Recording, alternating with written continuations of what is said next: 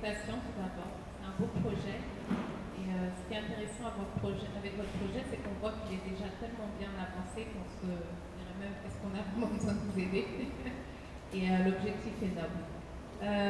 Deux questions de précision par rapport au document que j'ai lu, un document de projet. La première, c'est que dans votre diagnostic contexte, vous décriez le problème de présence des professeurs. Et après, votre plateforme règle un problème de présence des élèves. Traite du problème de présence des élèves. Donc, je n'ai pas vu où vous avez réglé le problème de présence des professeurs. Ça, c'est un. Et si vous ne l'avez pas réglé, juste enlever dans votre contexte qu'il y a un problème avec la présence des professeurs, parce que si vous ne réglez pas le problème, ce n'est pas la peine d'en parler. Ensuite, vous avez parlé dans votre plateforme à un moment du contrôle de la participation des élèves, leurs réponses, leur taux de participation, etc. Je voulais savoir si cet accès est individualisé, c'est-à-dire que seuls les parents sont capables de voir, ou si c'est un accès collectif. Voilà. C'est les seules deux questions, mais sinon un très bon projet.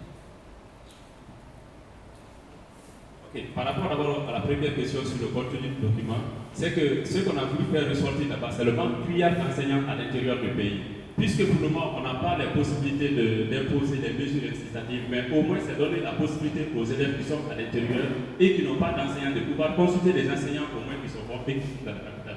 Parce qu'actuellement, la plupart des enseignants ne veulent pas aller à l'intérieur. Donc c'est le là qu'on a pu faire ressortir à ce niveau. La deuxième question, c'est par rapport à la participation. En fait, ça se fait un peu comme l'animation de Facebook. Un élève peut ajouter un parent, il y a un bouton d'ajout. Donc quand il ajoute un parent, ces parents-là maintenant pourront avoir accès à ces infos. Donc ce n'est pas ouvert à tout le monde. C'est ouvert seulement aux parents qui sont ajoutés sur la liste de l'élève en question.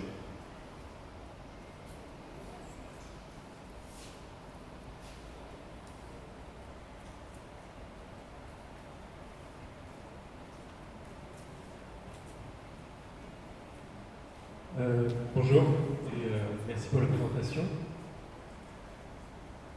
J'ai une question sur le modèle économique. Je n'ai pas très bien compris en fait d'où venaient les recettes et comment ça se passe en fait. Les professeurs qui interviennent en ligne sont rémunérés. Enfin, comment est-ce que ça fonctionne? Voilà. Par rapport au modèle économique, il y a deux types de cours qui sont sur le site. Il y a nos propres cours, donc on paie des enseignants qui mettent des cours sur le site. Les élèves viennent s'abonner pour ces enseignants-là et c'est payé, pour ces cours-là, et c'est payé via Orange Money. Il y a l'autre partie, la partie pédagogique, ça c'est lié maintenant aux écoles, là où les enseignants sont dépendants. Donc un enseignant, quand il vient, il poste son cours, c'est à lui de fixer le prix de son cours. Un élève vient, il voit le cours de l'enseignant, il s'abonne pour le cours de l'enseignant, là il paye à l'enseignant. Et ça se paye effectivement par Orange Money. Maintenant sur les frais d'abonnement là, nous on prend 13%. Parce que 10% pour l'entreprise et chaque transaction qui est effectuée de 3%, c'est lié à l'application Orange Money donnée sur la plateforme. Donc voici un peu ce qui concerne le modèle économique. L'autre partie maintenant, c'est une partie aux spécialités des services aussi qu'on propose aux écoles. Donc les écoles peuvent aussi s'abonner pour ces services-là et tous ceux-ci aussi sont payés directement en ligne. Ce que je ne comprends pas, c'est que par exemple le contrôle de la présence des élèves.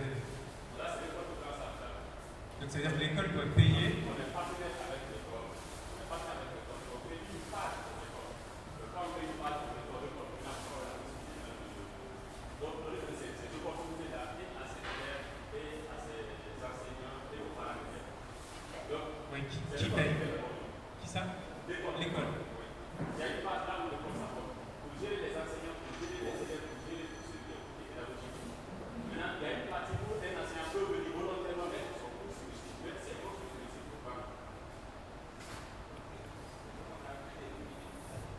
Merci, on l'a fait.